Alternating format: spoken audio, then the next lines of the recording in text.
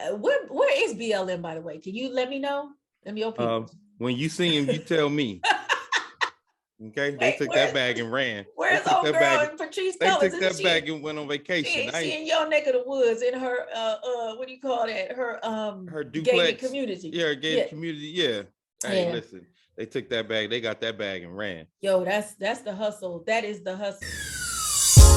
If you wanna see good news, you don't see on regular TV. From another perspective, something relative to your needs. And we gonna have deep subjects, and we gonna turn the lens. And there's no topic we won't skip. So please don't miss weekly, Tune in to weekly to check in. Weekly check in. Weekly check in. Weekly check in. Tune in to weekly. Tune in. Check in. Weekly check in. Welcome to Weekly Check-In. It has been a million Sundays since we chopped it up. What up, Dave? What's going on? How you doing? I'm fine. I am your host, Kaya Shivers, and I am here with Mr. Dame Crawfod of Uncouth Radio. And we are starting 2022 on 10 toes down and strong, because this is the year of the pushback. We have a lot to talk about. Weekly Check-In. Weekly Check-In is a podcast that's dedicated to us covering current issues and also stories we think are important. So you know what? How was your holidays? How's everything been? It's been a minute. I know it's been a minute, but the holidays were pretty good. Everything has been good. Thank you for asking. How about yourself? Well, recovering, but you know what I'm saying, that Omarion, you know what I'm saying, made a trip to the house. We did a two-step. Gave you a touch. Gave me a touch. Yeah, exactly. You know what I'm saying? I had to go back on that ass, but yes, right. I'm feeling better. I'm feeling a lot better, you know, made me stronger, made me actually reevaluate a lot of things. And as well, because I was laid up, you know, my husband and I, we were laid. I mean, it's been like 3 weeks, almost a month. No, maybe it's been almost a month between him getting sick, and then myself getting sick. Between him getting heat. Look, my damn Ebonics is messing with me. Between him getting sick and myself. But anyway, you know, I had a lot of time, you know, laying on the couch because we were quarantining. And I was looking for podcasts to listen to, and I could not find a damn thing. Nothing with no meat on it, right? Nothing with no meat, just some old skinny bras on the host roll. Okay, no meat, no bones, no blood, no girth, no robustness, nothing. So I said, all right, we got to get this thing cracking. Yes, absolutely. So let's get into this. So first up, I wanted to talk about Marilyn Mosby. Marilyn Mosby, who is a Baltimore city attorney, was recently indicted by a federal grand jury with charges of perjury and making false mortgage applications relating to the purchases of 2 vacation homes in Florida. If found guilty, the city attorney faces up to 70 years in prison. Mosby has said that she is innocent and she will defend herself.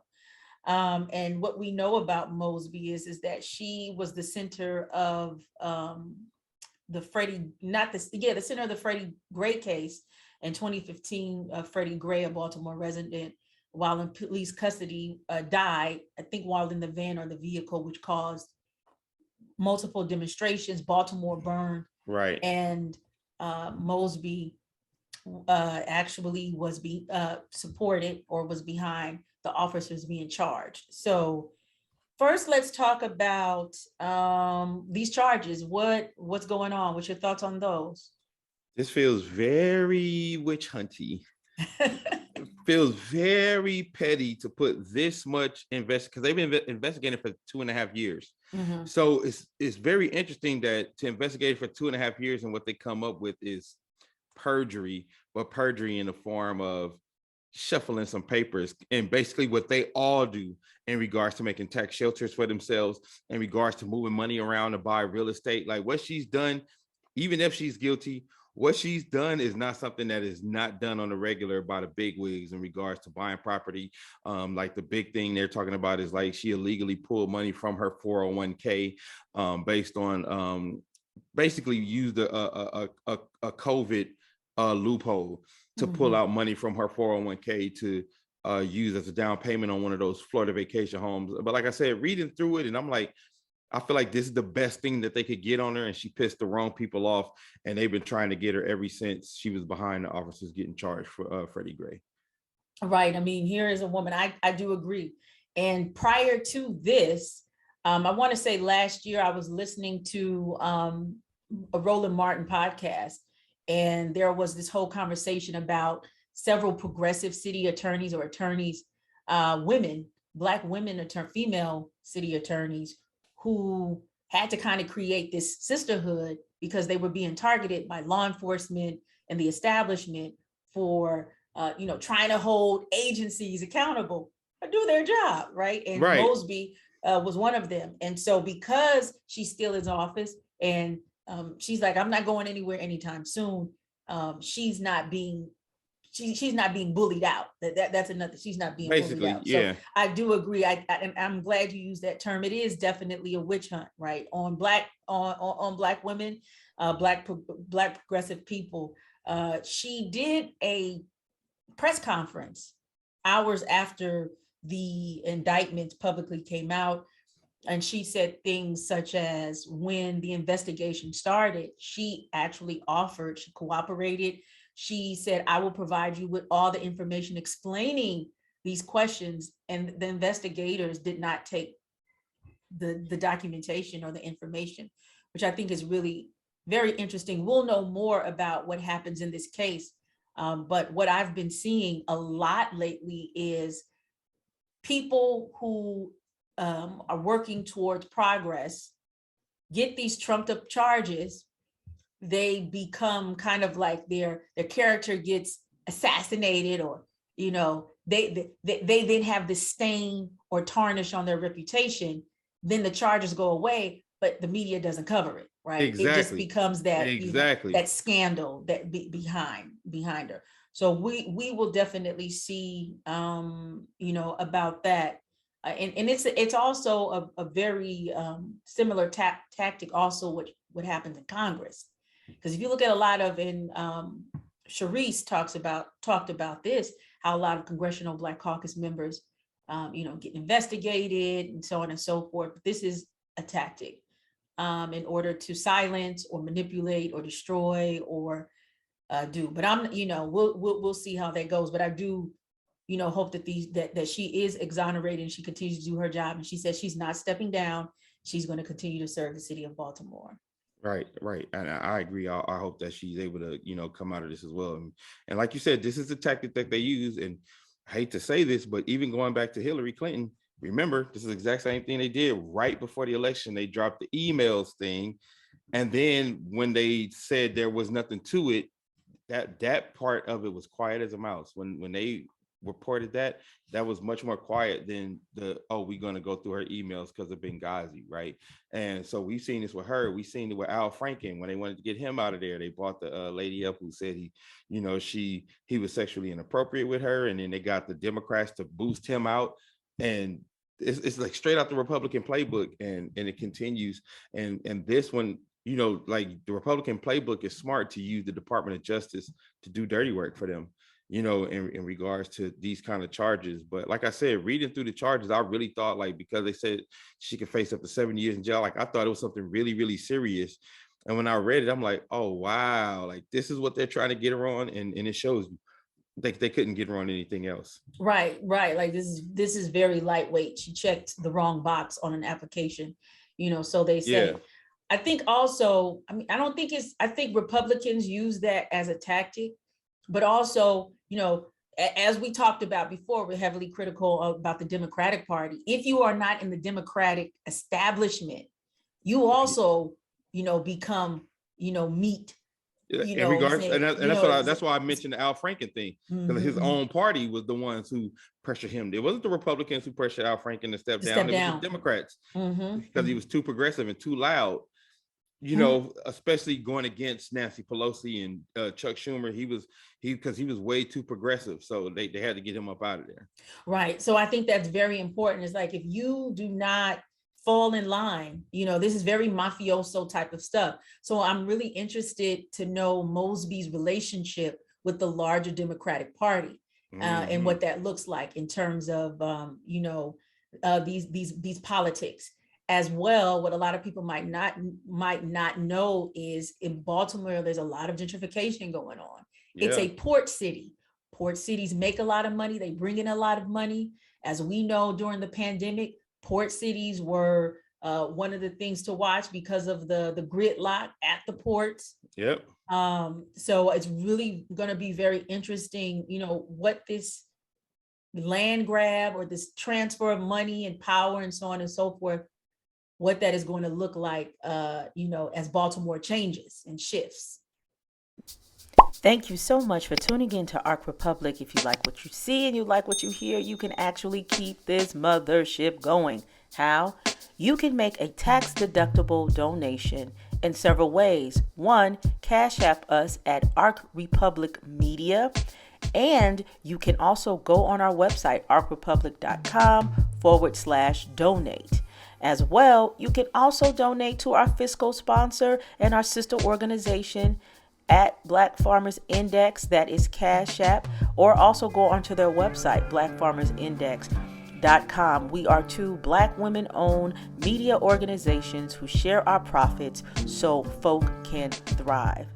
All right, so let us move on to, this was something you sent to me. I thought this was really, really very interesting. So there was this Twitter post that identified 4 female judges in Houston, Texas, who have currently high, what do you call these? High numbers of people who they do not allow to bail themselves out.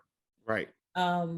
Judge Hazel B. Jones, Judge Ramona Franklin, Judge Nikita Harmon, and Judge Kelly Johnson are marked per day as having hundreds of people who they do not allow out on bail. Now, this is very interesting because, you know, what we do know is that, you know, there was a lot of supposedly reform, or there was some reform in terms of how do you bail and how do you not post bail and so on and so forth. What are your thoughts on this? Well, you know, like we said before we started the show, and doing our research, we realized that all of these women are from Texas.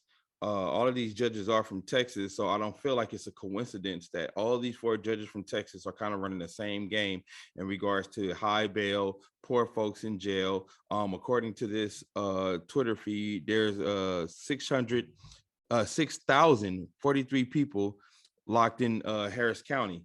So all of these young ladies are from Harris County. 3 Black judges, 1 white judge. And I don't feel like it's a coincidence, like I said, that this many people are in jail and can't do cash bail, and they're raising it. It'd be different if they were like spread across the country, but this is a very concentrated situation. And, you know, one of the things that has, you know, came about from this many people in jail, they have to try to transfer some of these people to a for-profit jail. So this might be the new hustle to get people out of the county jail into for-profit jails. Like, let's just fill up the county with people who can't pay bail, and then we can move people to our for-profit jail. So that's something to really keep an eye on. Right. And what we know about Texas is a red state, right? It's GOP, and it's very much for privatizing jails. Yeah. You know, in the pre-show, I said, it sounds reminiscent of that white judge, I forgot where, I want to say somewhere in the Midwest, who was a juvenile judge and was sending kids into specific facilities and getting a kickback.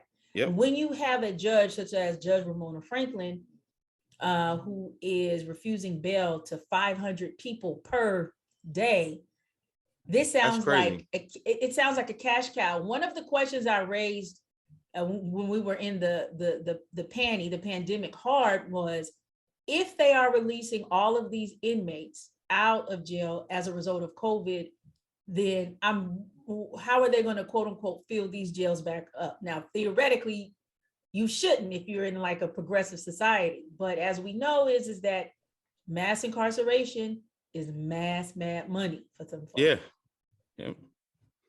Yeah. So this is going to be something I would like to kind of follow up with and see exactly what's going on, because Houston, is predominantly Black, right? Yeah. I might be wrong. I hope I am, but I would like to see some answers with that. Yeah. So. I want to do a deeper dive into this. I want to investigate a little more. I want to find out, more about what's going on, what the other judges in surrounding counties are doing, so we could have comparison. These are the things I want to do. So the next time we get on and talk, hopefully I'll have some more answers for you in regards to what's going on down there. Yeah, I mean, I was just talking about how, remember you were on the podcast with Africa and some other brothers, and the whole thing of defund the police or those issues, came up. I said last year that we must be prepared for the backlash, the BLM backlash, and what that looks like. And so with all of these cries of defunding the police and law enforcement reform that is going on, what we are seeing are people are getting incarcerated again, right? Police are still, bashing up communities. And even though you had, 2 or 3, maybe 4 cases of police officers who were involved in the killing of citizens getting time, that is 3 or 4 cases out of thousands, right? So, So where is BLM, by the way? Can you let me know? Let me open. When you see him, you tell me. Okay, they took that bag and ran. Where's old girl and Patrice Cullors? They took that bag and went on vacation. She in your neck of the woods in her what do you call that? Her duplex gated community. Yeah, her gated community. Yeah. Hey, listen, they took that bag. They got that bag and ran. Yo, that's the hustle. That is the hustle. Yeah. So speaking of, I kind of want to wait until Sharice, but I just want to get your thoughts of, so January 6th, the 1 year from, it's not an anniversary, but 1 year from the January 6th attempted coup came and went. Within that year, there's been a lot of movement, but then there hasn't been a lot of movement, in my opinion. It's a lot of busy work. It's a lot of stuff happening to make it look like something is going on. So you won't pay attention to the people that they're not looking at, right? So if you realize, I think the last couple of weeks, there's been a huge focus on the Oath Keepers. And they're kind of basically making the Oath Keepers kind of like the boogeyman of this whole thing, right? But it's helping, and I think that's coming to help you forget about the congressmen that were involved with people like the Oath Keepers, the congressmen that were giving them access to the building, the congressman who opened the back door for those cats, the congressmen who were setting up tours so people could see how to breach the security and all of that. So now I'm looking at the Oath Keepers are like, oh, they found a boogeyman, right? So that's what you see is happening. Like you said, it feels like a lot is happening, but it's not. It's like, look over here. So you don't look over there. And so you forget, there were actual lawmakers involved in this process of the coup as well, because I don't know if you saw yesterday, but they were talking about how some of the lawmakers basically laid out the plan of how they plan to overturn the election, and the coup was a part of that, right? So it was supposed to be like the coup piece of it, and then them going into the chambers and forcing Mike Pence to change the presidency. It was all in concert together. And I think that's something that, of course we wish it would be looked at, but it's America, so. Dan, you look tired today. Man, America's just tiring us out. Yo, you made some really good points. First of all, I think they only indicted 13 people, as I read, 13 people, the Oath Keepers. There were thousands of people there, right? Right. And on camera. Thousands of people on camera. So it's not like y'all can't find these people. It's thousands of people on camera. Man, a brother still a tic-tac at a bodega, they gone. All right. So exactly. so I'm glad you know what I'm saying. You said you made a lot of points. I don't even know where to begin with that. It is all smoke and mirrors, in my opinion, and a lot of horrible Nollywood acting. 100%. Like I said, 100%. They haven't accounted not only for the lawmakers, they have not accounted for the law enforcement that were connected, the law enforcement that took off that day to go be a part of it. Yeah. To go be a part of it. They haven't accounted for all of the insurrectionists who are fire chiefs, police chiefs, yes. hospital nurses, yes. educators, professors. Yes. Right. What does, we talk about this, but to me, this is such a very brazen and blatant presentation of what Black folk been screaming for hundreds of years. We are, the group that gets singled out the most when we are fighting for citizenship. We kneeling, we singing, we shall overcome. We trying to grow some food in the cut. Hey, I'm sick of it, man. Like I'm so sick of it. I'm so sick of it. And I think I'm exhausted because, like you said, it's so brazen. I was like, if they don't do something about this January 16th, y'all can kind of forget about voting rights and all that other shit. Because they basically telling us, hey, we gonna do whatever we got to do to keep power. And listen, that's from the Republicans and the Democrats. That's from the moderate whites. Mm-hmm. Because the moderate whites, one thing they all agree on, moderate whites on the Democrat and Republican side, is we want to keep our power. Yeah, this has been very 2021. You have what you did. It's been exhausting. It has been exhausting. And I think collectively, Black people are for real, like we have said this needs to change every way imaginable. Now we really about to sit back. You can kiss my ass with the vote. You can kiss my ass, excuse my language, but you can go all the way to all of your parts of hell in any measure and trying to get support. You done took our cultural capital from TikTok. You've done everything. You know what? And now we about to be still. Yep. I mean, seriously, the post that I take in terms of speaking to Black folks, they're like, we done. Because I know so many Black folks who said before this election, okay, y'all laid out, because so this is the thing that's different this time, Kaya. This was the first time, if you remember, the first time, at least in modern history, since we've been alive, or since I've been involved in paying attention to politics, that the administration coming in actually laid out a plan for Black folks. Like they actually said, we're doing A, B, and C for Black people. Because before this, it was always kind of vague. And a rising tide lifts all boats. No, this time they specifically said, if y'all vote us in, Black people, we are going to do A, B, C, and D. And the best case scenario for Black folks happened where the last 4 counties that counted were Black. To Wisconsin, in Wisconsin and Georgia. Georgia it was in Philadelphia too. I think Philadelphia, yeah. So those places coming in, like the last few Black cities, they needed to. I think maybe Detroit. I'm sorry, but Detroit. Because it was Michigan. It was Michigan, Wisconsin. So Pennsylvania and Georgia. Yep. So all 4 of those places needed Black folks to put the vote over. And it was like to the last minute, those were the last seats they counted. So it shows you, like, no, it was Black folks that did this.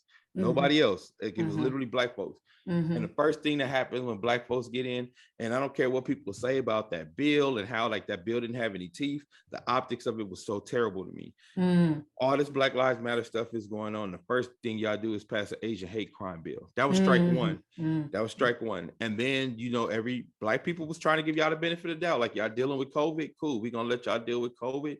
But then President Sinema and Vice President Manchin, was basically like, we not passing voting rights, we not passing police reform, and we not gonna let y'all get the filibuster off to even change it. So and F your student loans. And F your student loan. So listen, the 3 things that Black folks wanted: voting rights, student loans, and police reform. None of them has passed. And then you get Kamala and I forgot the finance guy, but you get them on TV talking about, well, we did this and we did that.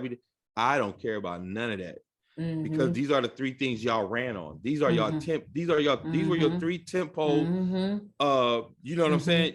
The three things of your tempo that you ran on to get Black people to come out and vote, and we did it, and now it's not getting done. So I will tell you, they're gonna lose the midterms big, and they're gonna lose the presidency in 2024, and Black folks ain't even gonna give a damn. And it's not even gonna, and I'm not even gonna blame Black folks. And you know why Black people are not gonna give a damn? Because Black people have nothing to give at this point.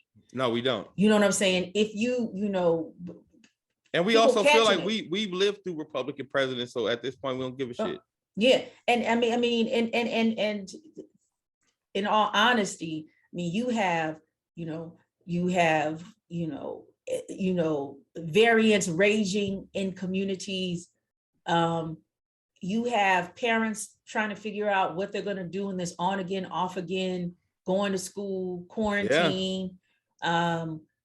People are still very much underpaid. The family, the money that the stipend that ended, the little stimulus stipend that families got. The kids, the 600 kids credit. Right. That ended. You have all of these microaggressions and these small things that are not documented that are happening as a result of the backlash that we are experiencing going on. So Black people have nothing to give, because at this point, the opinion is that we've got to fend for ourselves. You know what I'm saying? I mean, really, we got to fend. And at this juncture, in my opinion, because I want to say last week, the Biden team met with what they call Black leaders. I said, please tell me, who are these Black leaders? Who are our Black leaders, Dame? Could you please let me know? No. Martin Luther King. Look, if I start naming people, I'll be lying. I was like, I really want to know, who are these Black leaders? And I started reading, how is the president of the NAACP a leader? Like, aren't people, don't the people pick who the leaders are? Okay. All these, so President Biden met with the Black leaders, whoever they are, and the Black leaders were like, oh, you didn't come through on voting rights. And then Biden, I'm giving you the truncated version, like, oh, I'm going to stand with you and ride with you, bruh. This train has left the station, and you are not on it. There's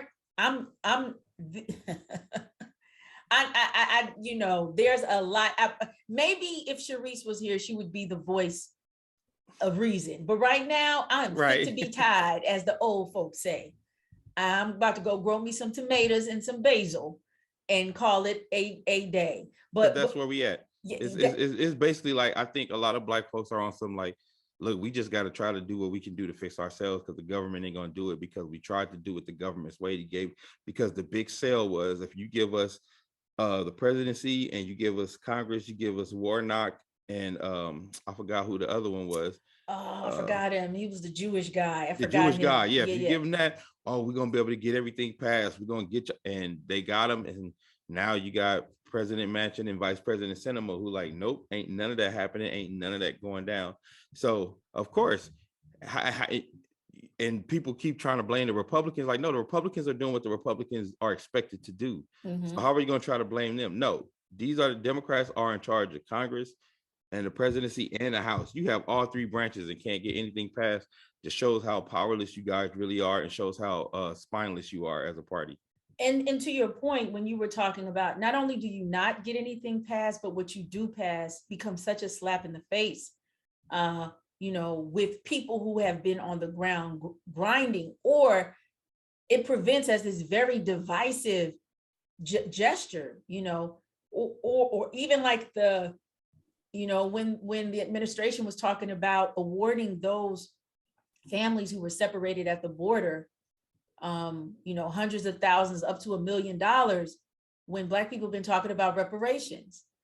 These things are very divisive, very, very divisive. And they present, it totally presents that the Democratic Party views Black people as mules that you can ride, you can outwork, you can exhaust, and all you do is give them some shitty oats at the end of the day. Yep. We done. We tired of it.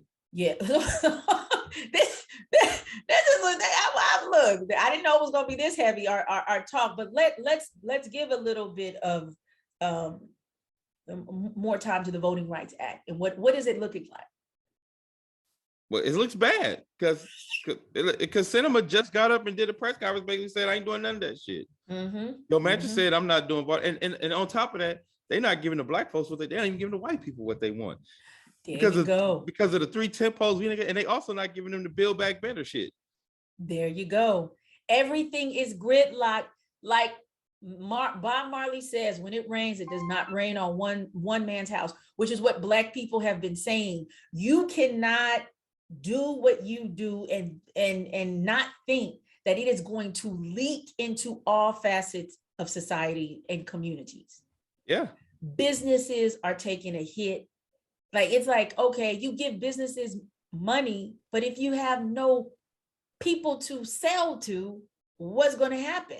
And even more, how you think about it, the longer they take not having the voting rights in effect, the more the Republicans are changing their state laws.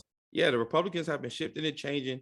They're changing voting laws at the state level and the local levels.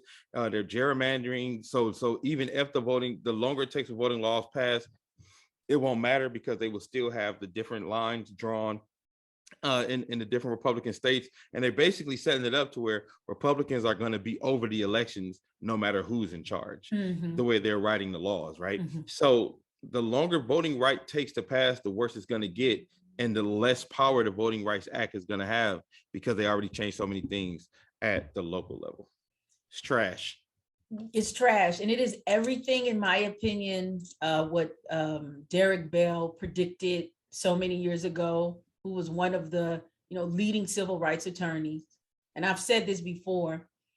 In one of his talks, he said that he had his aha moment in his work was when he realized that the laws and all of these things that quote unquote present as change are really just legislation or orders that, the powers that be that really don't want it know that they can reverse years later. So what we're seeing are all of these reversals that are creating, not as maybe intense, but creating what was called the Nadir era, which is right after construction, where it got so bad politically, economically, culturally. It was so violent time for Black folk. And, it took generations in order to climb out of it. My hope is, back to what you were saying, because white people are experiencing poverty, heroin crises, housing crises on levels that they have not experienced in a very long time. The hope is that the pushback is it goes beyond these very racialized lines, that we see, right? Yep. So I'm really hoping that, and also it's going to have to go beyond class lines as well. I don't know what that's going to look like. I know that's probably going to be a harder sell, but it's going to. It is, but it look, something got to give, because, like I said, the Democrats look super weak right now. They look like they don't have control of their own party. They look like they are controlled by, because you think about it, between Kyrsten Sinema and Joe Manchin, they both have put together, I think they have about 2 million constituents. So the people who only have 2 million constituents are making decisions for 70 million people right now. And that shows you how broke the system is and how terrible this is, that they can't do, there's nothing that the Democrats can even do about it at this point. In a Democratic stronghold like Los Angeles, where you are, what is the lay of the land politically? What are people saying? Like, because, LA, right now, there's a whole bunch of stuff going on with LA. Even though the sheriff said, don't come to Los Angeles, I can't protect you.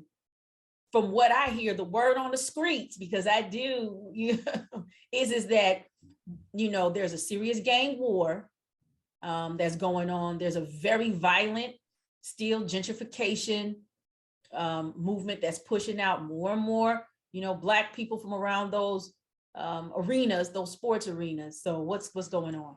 Well, it's gang war, but it's also poverty, right? Like you have a lot of people coming out of the pandemic who don't have jobs. A lot of people who were getting stimulus checks, getting unemployment checks, who all of that has stopped and the jobs didn't come for them. So yes, you're gonna have more crime because of more poverty. So you have more crime, more poverty, and the gang's gonna get into it more because everybody's broke, everybody's poor, so everybody's in wolf mode. You have a bunch of people out here just in wolf mode.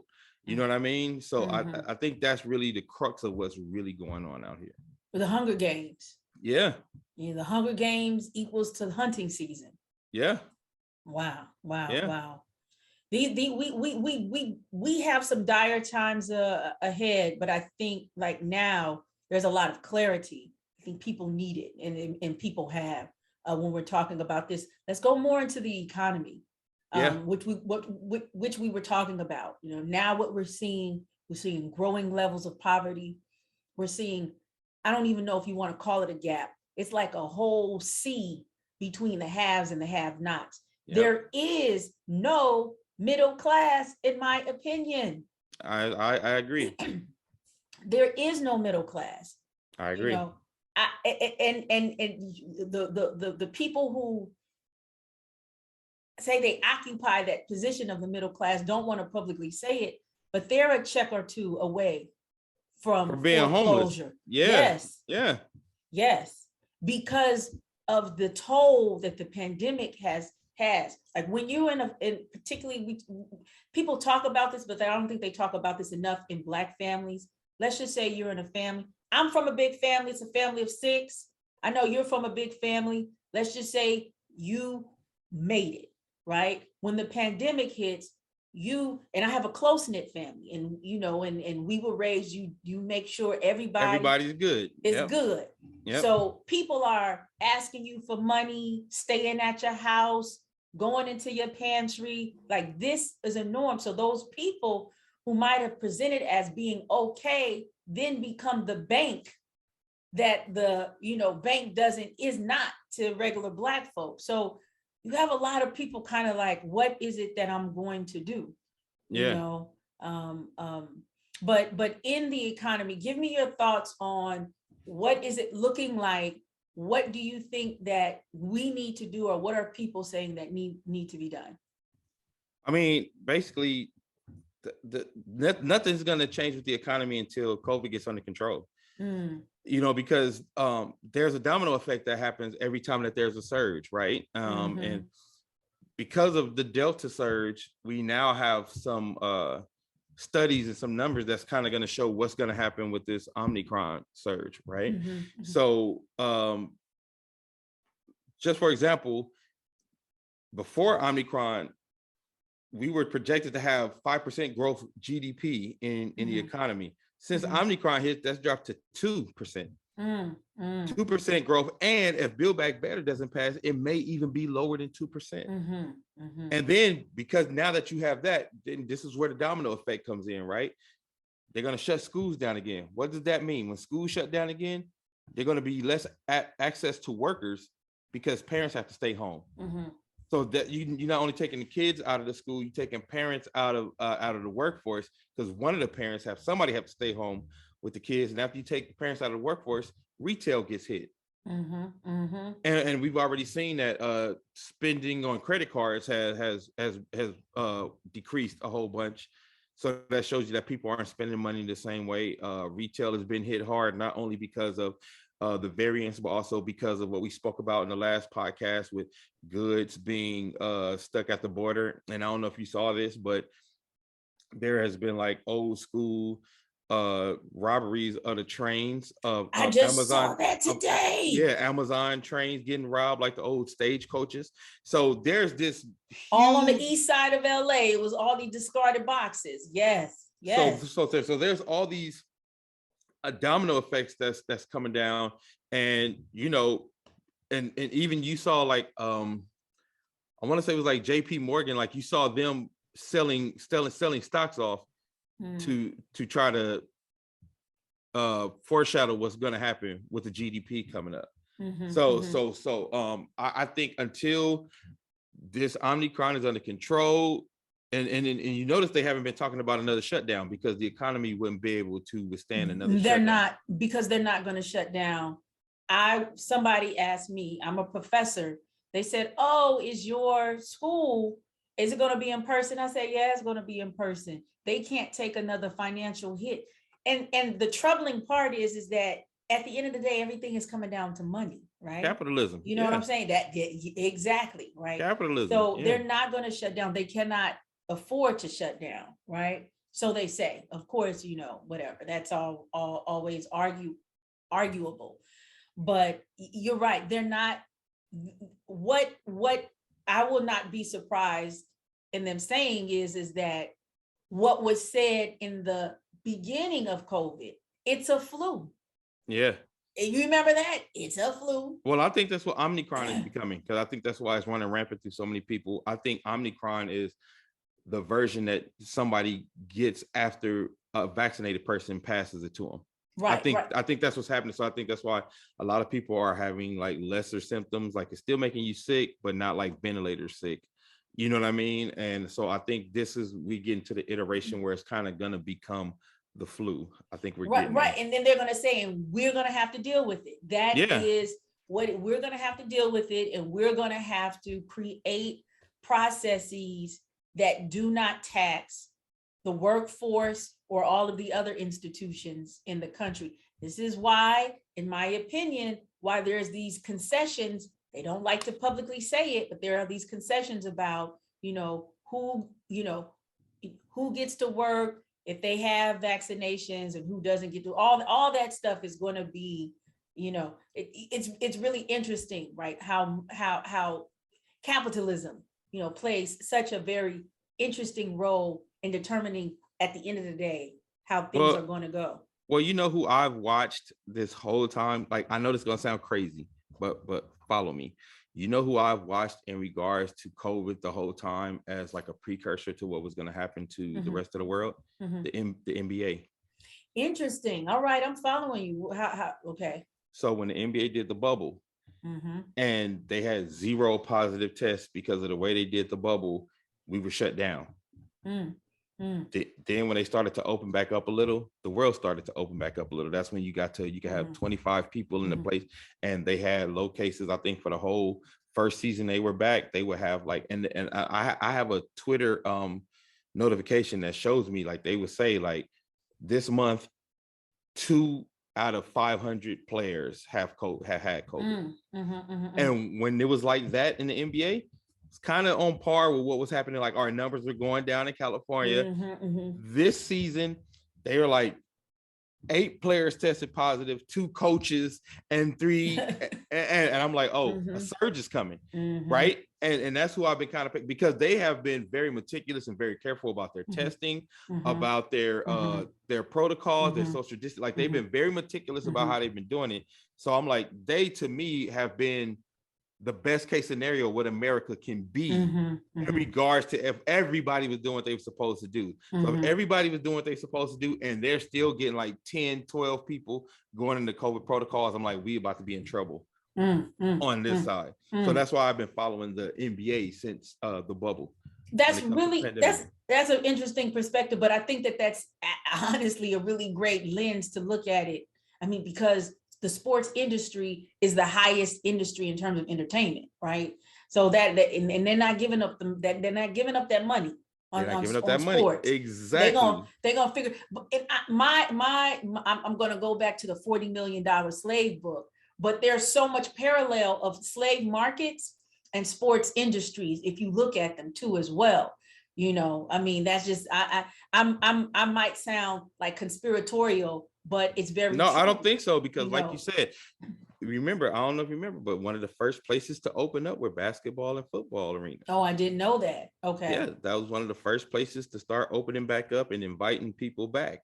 And then they started adding more to the capacity. Like when they first started, they're like, we're gonna be at 5% capacity.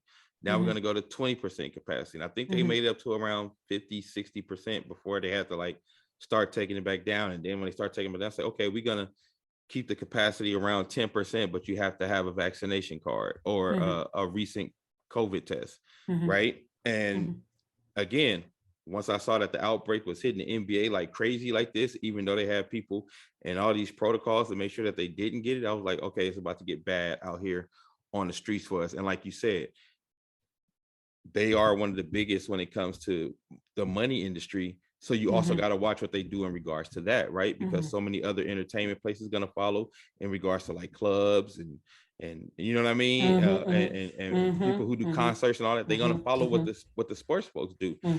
So once I saw that they like, oh, we not shutting back down, we not going back into a bubble, I was like, oh, they're not shutting down out here. Oh, no, they're not. They're getting this shmoney. They surely are. The irony of it all is the measures that they are using in order to deal with the infection numbers are preventative light, in my opinion. For example, they talk about social distancing and masking and things like that.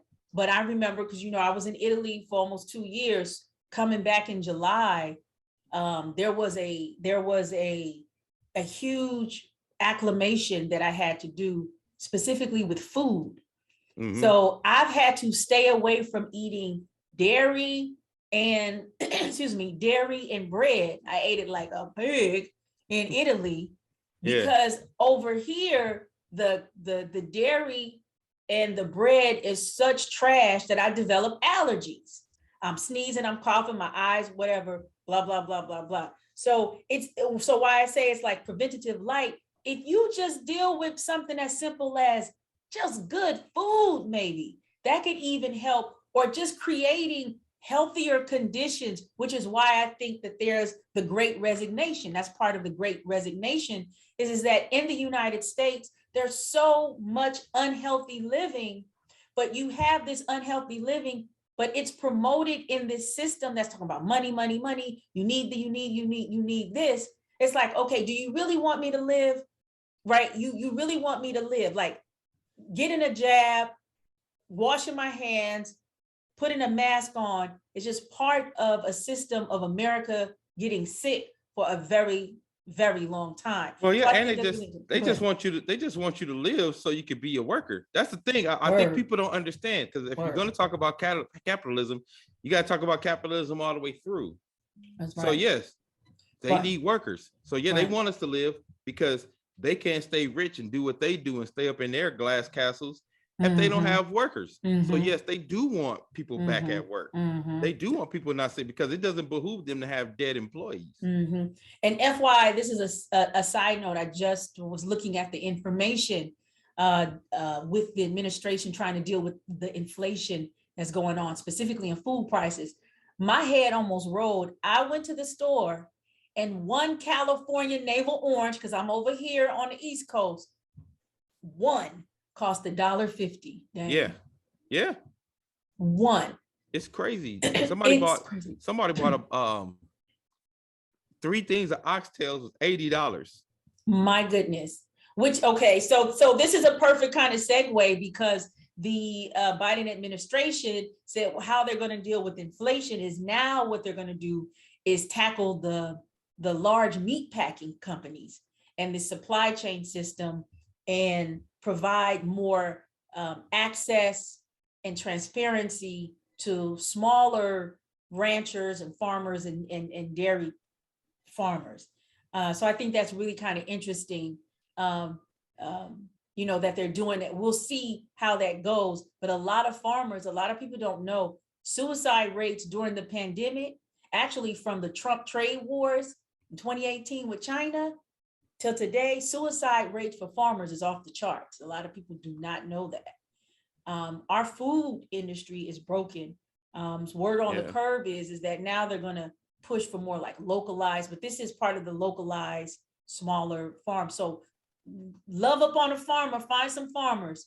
You know what I'm saying? They're doing that in China. They said now what Chinese are doing, they're going straight to farms and buying their food directly from farmers. So I think that's something people need to take note of. Let's quickly talk about education and with this economy. I know you talked about it. You have children. who are in school. What is that looking like for a parent? It's interesting because you get notifications if one of the kids in their class has COVID. If there's a certain amount of kids that were around them, like, because they kind of keep the kids in blocks now, like 4 kids over here, 4 kids. So if one of the kids in that block, they send that block of kids home for a week. And if it goes past a week, that block of kids now goes virtual. And then after they're cleared of 2 tests, then they get to go back, and the kids still, wearing masks. But how much are the kids really going to wear masks all day? And if they wear them, they're going to wear them wrong halfway down, so it's just masks be dirty, filthy. I was looking at these kids. I was like, these kids. So I think it's going to be part of the new normal of kids being in and out of protocols. It's going to be a hybrid of being in school and virtual. I don't think that's going to change. I think they're going to have some teachers on site, or some teachers who are just for the kids who are going to be stuck in protocols. I think that's going to be the new normal. Yeah, that's going to be interesting. Me in higher ed, that's what, as professors, we have to do. We have to deal with, at any given time, you might have half of the class that's not there and everything. So and now you, as a professor, you have to make, make provisions for everybody to be able to catch up no matter what, all the time, which places more work, more pressure, more time, on the professors. A lot of professors are pushing back. And then another thing is that, if I'm being paid for, so I've taught in person, that's what I mainly do, but I also for many years did hybrid or online teaching. Those are 3 different types of pedagogy. Those are 3 different types of approaches, 3 different types of syllabi.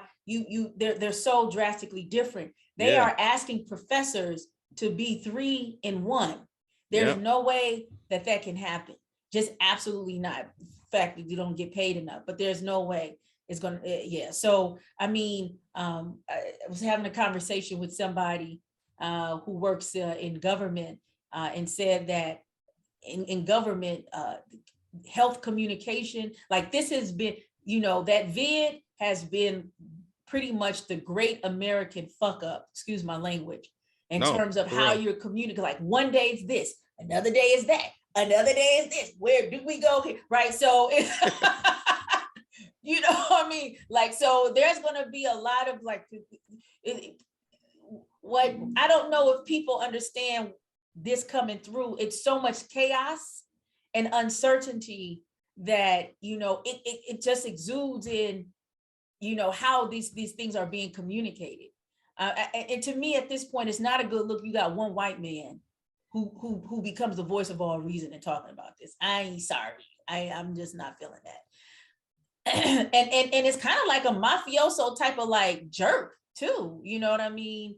It's really very interesting, this thing, but we will see how it thug it out. So, and the last thing we are going to talk about is, what is your, like you see, well, you've already indicated a lot of the sentiment, but specifically talking about the Biden administration and or how they say it, the Biden-Harris administration. What is your overall assessment in terms of, how well they are doing, or how effective, I should say, they are, with all things considered? Because those are 2 different questions, right? Like how well they are doing. Because honestly, if you look at a scope of what they have been doing and if they've been trying to do it, look, they've done some good things. I'm not going to say every single thing they've done is trash. They have installed more Black woman judges at the federal level than ever in this country, and they have done some good things on the education side, even though they haven't canceled student debt. They have been doing some good things in regards to trying to keep COVID under control. I will say they've been working hard at that. I give them the credit for that. But the things that I talk about when I talk about those tempo things, the reason I talk about those things, because those are the things that the people who aren't into politics pay attention to, right? Because everybody's talking about, well, if Sinema and Manchin, that's not Biden's fault. I said, that's not what the late voter is not going to care about the ins and out of how Washington works and how Sinema and Manchin are blocking it. All they know is you said you was going to cancel student debt. You didn't. You said you was going to do voting rights. You didn't. You said you was going to give us the George Floyd reform bill. You didn't. You know what I mean? Like, so that's why I talk about it in those terms, because those are the terms and those are the optics, and that's the way it's going to be looked at when it comes time to vote. So as much as it sucks, regardless of all the other good things that, you know, that they have been able to do, like Cedric Richmond had a great interview with Charlemagne the God, where he did talk about all the good things that they were doing. But I'm like, okay, cool. But those aren't the things that you promise. And that's where the problem comes in with this administration is you have to deliver on your big promises, or you're going to lose the midterms big and you're going to lose the presidency. And it's no secret. Do you think that the Biden administration is going to be able to push through significant legislation to deal with the things we talked about? So as the way Manchin is holding his line and the way Sinema is holding her line, even publicly stating like, yo, I'm not doing that shit. I don't think so. I really don't think so. I don't see it happening, because even if it does happen at this point, Sinema and Manchin are going to make sure all of the substance is going to be taken out of it to deliver to their big donors. And what are the possible ramifications? Again, you're going to lose a big block of Black voters. And I don't know how you're going to get them back. And not to say that they're going to the Republican Party. They're just going to sit the next couple of plays out. Or some of them might considerably die, because a swath of Black voters we're talking about are baby boomers.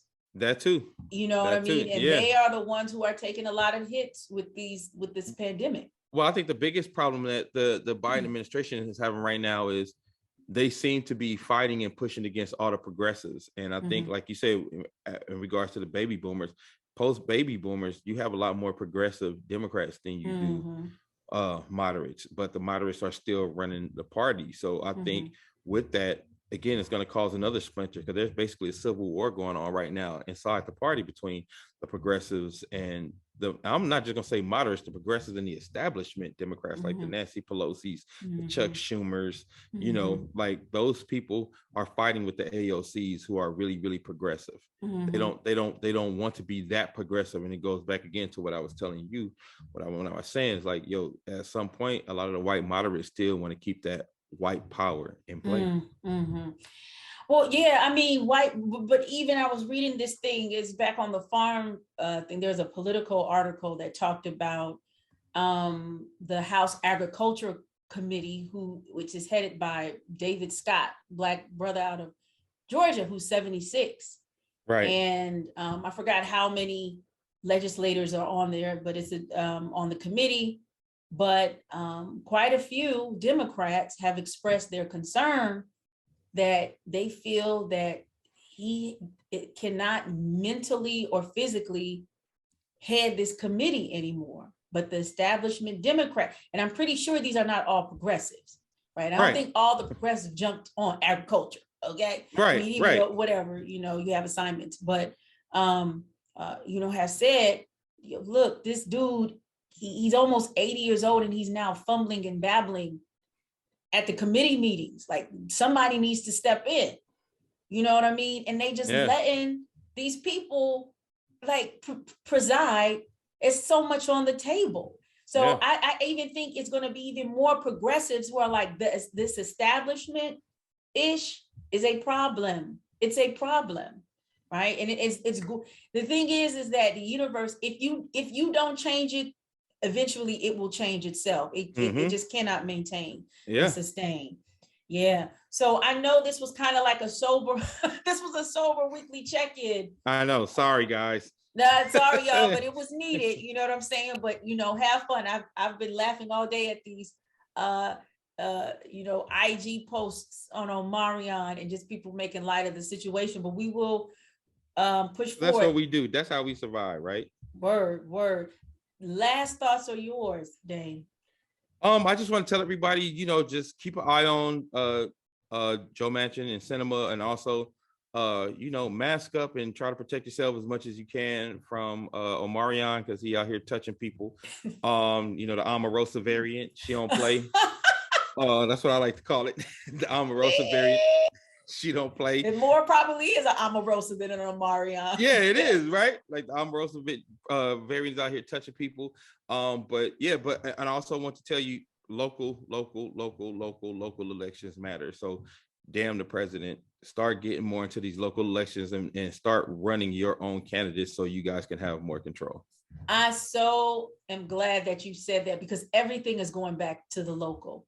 Everything is becoming more localized. You have these small municipalities, not small, but municipalities, fiefdoms, all these different things. So it is very important to get as active as possible and activate. I have a last question, and I know I probably asked this before.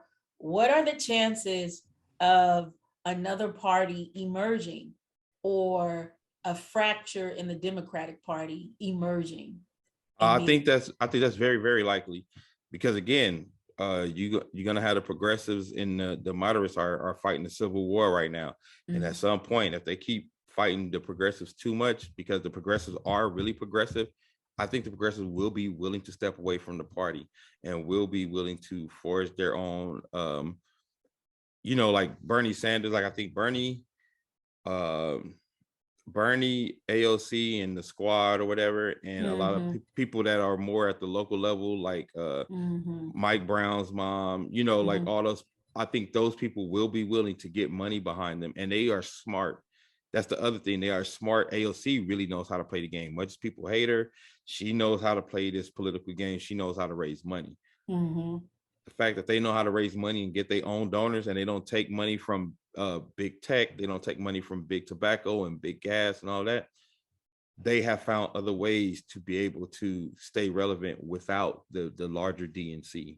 Mm-hmm. Even if the DNC don't want them in there. So I think you might see that coming, a more progressive party coming out of the Democrat Party. I really believe that seeing that are really, really pushing it through probably might be Bernie Sanders, kind of like, this is the last thing that I want to do, before I retire, because he needs to step down his damn self, too, as well.